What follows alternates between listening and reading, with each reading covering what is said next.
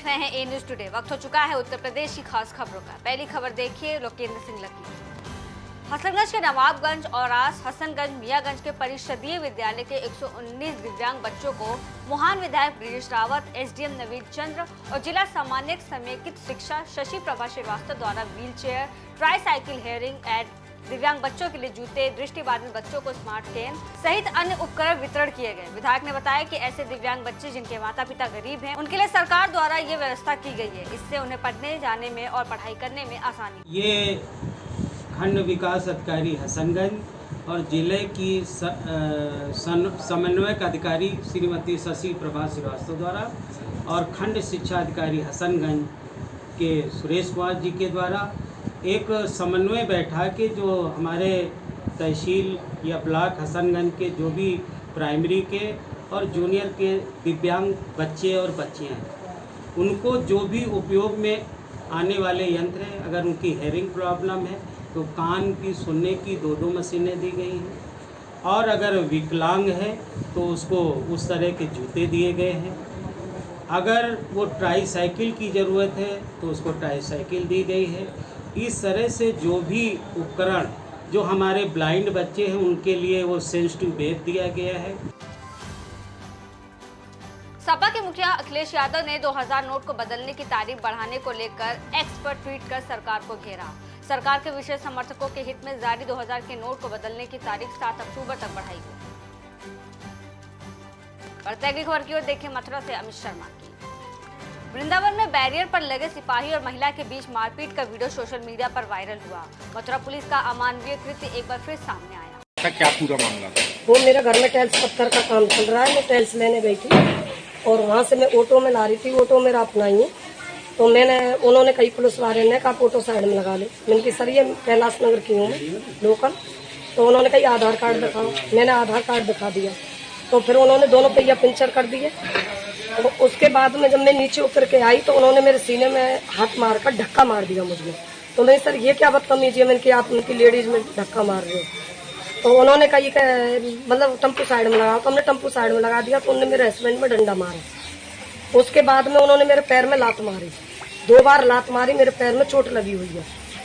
तो जैसे लात मारी तो मैं पीछे को हट गई और मेरी चप्पल नीचे उतर गई।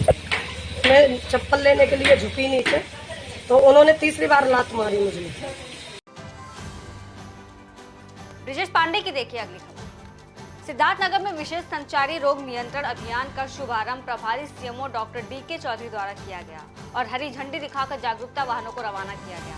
ये शुभारंभ मुख्यालय के सीएमओ कार्यालय से हुआ। ये अभियान 3 अक्टूबर से 30 अक्टूबर तक चलाया जाएगा और इस कार्यक्रम के अंतर्गत संचारी रोगों से बचाव के लिए स्वास्थ्य सुविधाओं को जन जन तक पहुँचाया जाएगा। आज विशेष संचारी रोग अभियान का शुभारंभ किया गया है, जो आज से 3 तारीख से लेकर 31 अक्टूबर तक 12 विभिन्न सभी हमारे राज्य की जो विभाग हैं उनके सहयोग से विशेष संचारी रोगों पर नियंत्रण के लिए ये अभियान चलाया जाएगा, जिसमें विभिन्न गतिविधियां जैसे साफ सफाई और जल भराव वाले स्थान पे लार्विसाइडल का छिड़काव किया जाएगा और साफ सफाई है, सारी चीज़ों को, जिससे कि संचारी रोगों का नियंत्रण किया जा सके। बढ़ते अगली खबर की ओर देखिए, मथुरा से अमित शर्मा। परिवार के लोगों में हुई कहासुनी में बच्चे से मारपीट की गई। इस दौरान पीड़ित महिला जब बच्चों को बचाने गई तो लोगों ने पीड़िता से भी मारपीट की। पीड़ित महिला जब शिकायत लेकर पुलिस स्टेशन पहुंची तो पीड़िता की शिकायत नहीं सुनी गई, जिसके बाद वो एसएसपी कार्यालय शिकायत लेकर पहुंची। मेरे सामने मारपीट करी। कौन ने? राजू ने। क्यों? मतलब वैसे मेरे बच्चे को पीट रहे थे, मैं बोल पड़ी से मुझसे मारपीट चालू कर दी। आजमगढ़ का आतंकी कनेक्शन एक बार फिर से सामने आया। दिल्ली की स्पेशल सेल ने जिन 3 आतंकियों को गिरफ्तार किया है उनमें एक आरोपी मोहम्मद रिजवान अशरफ आजमगढ़ का रहने वाला है। आरोपी रिजवान को दिल्ली की स्पेशल सेल ने लखनऊ के कैंपवेल रोड से गिरफ्तार किया। रिजवान आजमगढ़ का जबकि शहनवाज और अरशद झारखंड के हैं। तीनों आतंकियों ने पूछताछ में अहम खुलासे किए हैं। ये कोई पहला मामला नहीं है जब आजमगढ़ का आतंकी कनेक्शन सामने आया है। इससे पहले अगस्त 2022 में आईएसआई के लिए काम करने वाले आतंकी सबाउद्दीन आजमी को यूपी एटीएस ने गिरफ्तार किया। बढ़ते अगली खबर की ओर देखें, ऋषु कुमार की। सामुदायिक स्वास्थ्य केंद्र पर जन सहयोग से मिल रही सुविधा के बारे में एसडीएम विमल किशोर गुप्ता ने बताया कि लगातार शिकारपुर सामुदायिक स्वास्थ्य केंद्र पर जन सहयोग से व्हील चेयर, पानी का आरओ, चादरें सामुदायिक स्वास्थ्य केंद्र को दी जा रही है। इमरजेंसी में एसी लगवाई गई है, जिससे इमरजेंसी में कोई मरीज आए तो उसे गर्मी ना हो। सेहत में नया रूप देखने को मिला। बढ़ते अगली खबर की ओर, देखिए पीयूष गुप्ता की। खैराना में गांव के एक हिस्से में पानी की टंकी लगी हुई है, लेकिन ग्राम प्रधान की मनमानी के चलते दूसरी पानी की टंकी वहीं लगवाना चाह रहा है, जहां पर पहले से ही पानी की टंकी लगी हुई है। निघासन खीरी में लोगों को सप्लाई न मिलने के कारण टंकी अपने गांव में लगवाने के लिए एसडीएम कार्यालय पहुंचे। लोगों का कहना है कि प्रधान मतभेद करता है। 13 साल से पानी की सप्लाई गांव में नहीं आई और अपनी दबंगई से दूसरी टंकी का निर्माण करवा रहा है। इस मामले को लेकर एसडीएम कार्यालय में जमकर विरोध किया गया और केंद्रीय गृह राज्य मंत्री अजय मिश्र टेनी के पास टंकी के निर्माण का प्रस्ताव रखा। अजय मिश्र ने मामले को संज्ञान में लेकर टंकी के निर्माण के लिए एसडीएम को आदेश दिया। हाँ, अपनी पानी की टंकी एक लगने वाली ग्राम सभा में है और हमारी ग्राम सभा में इससे पहले भी एक टंकी लगी हुई है जो गाँव लोधपुरवा में लगी हुई है, जिसको करीब 13-14 साल हो गए लगी हुई है। आज तक नहीं हुआ गड्डीपुरवा में उस टंकी का पानी नहीं आया है। अब दूसरी टंकी गांव वालों के मनसा के अनुरूप सरकार ने भेजी है, जिसको प्रधान जी अपने मन माफिक अपने ही गांव में लगवाना चाहते हैं बोधिया में, जो कि इस पुरानी टंकी से 1 किलोमीटर और पीछे जाके लग रही है। उससे हम लोग उम्मीद नहीं कर सकते कि उससे भी पानी हम लोगों को मिलेगा। इसलिए हमारे दोनों गाँव के क्षेत्र गाँववासी आर सैनिक पानी पीने के लिए मजबूर हैं, जिससे दाद, खाज, खुजली आदि जैसी भयंकर बीमारियों का सामना करना पड़ता है। भयंकर रोगों से जैसे होते हैं गंदा पानी। पीयूष गुप्ता की देखिए अगली खबर, जहां एक तरफ भारत शिक्षा का अधिकार अधिनियम 2009 के तहत एंट्री लेवल क्लासेस में कम से कम 22% सीटें आर्थिक रूप से कमजोर वर्ग और डिसएडवांटेज ग्रुप के बच्चों के लिए आरक्षित है। इसके अलावा 3% सीटें विकलांग बच्चों के लिए और निजी विद्यालयों आरटीआई बच्चों को निःशुल्क ड्रेस किताबें दिए जाने के नियम हैं। वहीं जिला लखीमपुर खीरी के निजी विद्यालय में बच्चों को गेट के बाहर खड़ा कर परीक्षा से वंचित कर रहे हैं, जिससे बच्चों का भविष्य अंधकारमय होता दिखाई दे रहा है। लखीमपुर खीरी के तहसील पलिया के गौतम बुद्ध इंटर कॉलेज में वर्तमान सत्र 2-3 महीने की फीस बाकी होने के कारण विद्यार्थी गेट के बाहर दुधवा नेशनल हाईवे पर सड़कों पर भटकते हुए दिखे। विद्यालय प्रबंधन की लापरवाही के चलते बच्चों के साथ हो सकती थी कोई घटना। बच्चों ने समझदारी से काम लिया और विधायक रोमित साहनी के आवास पर पहुंचे, जहां विधायक ने बच्चों से मामले की जानकारी लेकर उप जिलाधिकारी को कार्रवाई के आदेश दिए। एसडीएम कार्तिकेय सिंह ने मामले को संज्ञान में लेते हुए मामले का निस्तारण कराकर बच्चों को स्कूल में दाखिला कराया। एग्जाम है आपका? हाँ। एग्जाम नहीं देने दे रहे हैं? हाँ। बाहर कैसे घूम रहे हैं स्कूल के? फीस कार्ड नहीं है, फीस नहीं जमा है? जमा है तो बाहर क्यों घूम रहे हो? फीस कार्ड भूल के इसलिए नहीं जाने दे रहे अंदर। एग्जाम है आपका? आज पेपर है? बंद करने के लिए। क्यों गेट बंद किया हुआ बताओ? सर ने बताया हमें। सर ने क्यों बंद करवाया गेट? अरे यार, क्या कारण है? कारण क्या है, क्यों बंद करवाया हुआ है? इधर आइए भैया, इधर आइए, यहाँ ये गेट में आइए।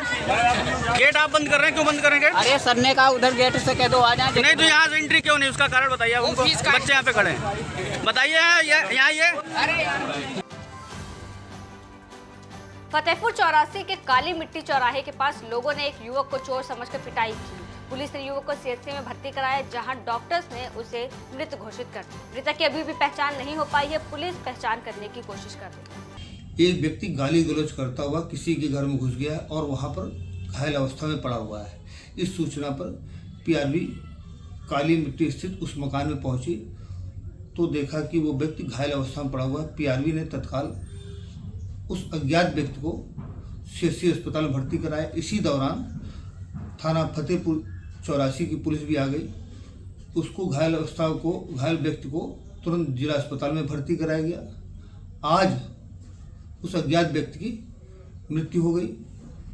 इस सूचना पर पुलिस मौके पर उसके शिनाख्त के प्रयास कर रही थी। शिनाख्त के इसी दौरान जानकारी होती है कि मृतक का नाम मानसिक पुत्र श्रीपाल निवासी ग्राम पसिया खीरा चौराहा थाना बांगरमऊ है। उनके परिजनों को सूचना दे दी गई है पुलिस ने। और अगली खबर की ओर देखिए रविंद्र कुमार। धामपुर में नशा मुक्त समाज आंदोलन अभियान के अंतर्गत नशा मुक्त समाज आंदोलन समिति और पत्रकार एकता मंच के संयुक्त तत्वाधान में रैली का आयोजन किया गया, जिसमें दोनों संगठनों के पदाधिकारियों और सदस्यों ने बढ़ चढ़कर हिस्सा लिया। रैली में समाज को नशा मुक्त बनाने का संदेश दिया गया। प्रभारी निरीक्षक किरण पाल सिंह ने रैली को हरी झंडी दिखाकर रवाना किया। रैली में एमएन पब्लिक स्कूल के बच्चे, श्रेयांग कोचिंग और कंप्यूटर सेंटर के छात्रों ने उत्साह के साथ प्रतिभाग किया। रेहान अंसारी की देखिए अगली खबर। हैदराबाद के मूना पांडे के Delhi Lucknow national highway Niyamatpur Ikrotiya toll plaza के कर्मचारियों की लापरवाही के चलते गाड़ियों का लंबा जाम लगा, जिससे 2 किलोमीटर दूर तक गाड़ियों की लंबी कतार दिखाई दी। जाम में कई एम्बुलेंस फंसी रही। जाम हटाने के लिए कोई पुलिसकर्मी तैनात नहीं दिखाई दिया। आए दिन टोल कर्मचारियों की लापरवाही के चलते जाम की स्थिति उत्पन्न हो जाती है, जिसमें टोल कर्मचारी टोल के पैसे उगाने के चक्कर में सरकारी कर्मचारी और किसान संगठन के पदाधिकारी से भिड़ जाते हैं, जिससे यातायात बाधित हो जाता है। देखिए, सबसे पहले तो मैं बताना चाहूँगा कि यहाँ पर जाम की समस्या बेहद ज़्यादा है और इतनी ज़्यादा जाम की समस्या हो गई है कि लोकल के लोगों के साथ ही साथ यहाँ पे जितने भी देश और में अलग अलग राज्यों से लोग गुजरते हैं, वो यहाँ से जाम की समस्या से बहुत ही बुरी तरह से जूझ रहे हैं। और जाम की समस्या का मुख्य कारण टोल कर्मचारियों की लापरवाही है, क्योंकि जब भी कोई भारी वाहन या कोई छोटा वाहन फास्टैग लाइन से गुजरता है और अगर उसका फास्टैग रीड नहीं हो पाता है, तो ये लोग क्या करते हैं कि उस लाइन को रोके रखते हैं, बहुत देर तक रोके रखते हैं। उसके बाद पूरी लाइन को वापस उल्टा जाना पड़ता है। उस स्थिति में जो है कई सारी लाइनों में वाहन फंस जाते हैं, उल्टे सीधे वाहन फंस जाते हैं, जिससे जो है यहाँ पे भारी जाम लग जाता है। सियाना कस्बा में निर्माणाधीन मकान का लेंटर गिरने से एक मजदूर गंभीर रूप से घायल हो गया। मजदूर को अस्पताल में भर्ती कराया गया। बिजनौर से देखिए रविंद्र कुमार की अगली खबर।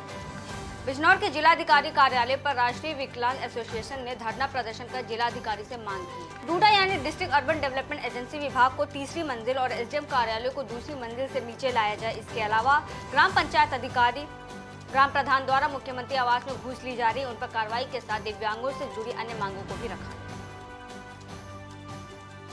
डगामार बस की चपेट में आए युवक की मौत पर लोगों ने किया हंगामा। हादसे से खफा ग्रामीणों ने दौलतपुर कला में चौराहे पर लगाया जाम। परिजन चौराहे पर शव को रखकर कर रहे हैं हंगामा।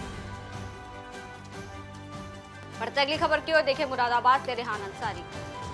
मुरादाबाद के हयात हॉस्पिटल में एक मामला प्रकाश में आया है, जहां मृतक बच्ची के परिजनों से डॉक्टर धन उगाही करते रहे। कहने को तो प्रदेश के उप मुख्यमंत्री और स्वास्थ्य मंत्री ब्रजेश पाठक जनता के बीच जाकर बड़े बड़े वादे कर रहे हैं, पर उन वादों को पलीता लगाने का काम मुरादाबाद का स्वास्थ्य विभाग कर रहा है। अस्पताल में एक 20 दिन की मासूम बच्ची की डॉक्टर और स्टाफ की लापरवाही के कारण मौत हो गई, जिसके बाद डॉक्टर ने बच्ची के परिजनों से 15,000 रुपए की मांग की। कोई ये देखने वाला नहीं है, यही नहीं बता रहा है कोई इसकी डेथ हो गई, कुछ नहीं। पैसे लिए कम से कम 25-30 हजार रुपए सुबह से इन्होंने जमा करा लिए और अब पूछ रहे हैं, ढूंढ रहे हैं अस्पताल में, डॉक्टर को ढूंढ रहे हैं, कोई मिलने वाला है नहीं। कोई भी अभी तक मिला नहीं। बेचारे इतने लोग हैं, परेशान हो रहे हैं। सबके यहाँ पे पेशेंट कोई ना कोई है, किसी का बच्चा है, किसी का कोई बड़ा है बीमार, कोई पूछने वाला नहीं। दवाई लगवाने को बच्चे तड़प रहे हैं, मरीज तड़प रहे हैं, छोटे छोटे बच्चे हैं आईसीयू में। ये गेट बंद है बिल्कुल, कोई ना तो दिखा रहे हैं, बस पैसा जमा कर दो। पैसे ले लिए, बच्चा भी डेथ हुई है नीचे।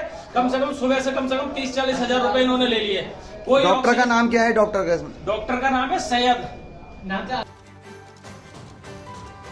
फिलहाल के लिए इतना ही। देश और दुनिया की तमाम बड़ी खबरों के लिए बने रहिए ए न्यूज़ टुडे के साथ।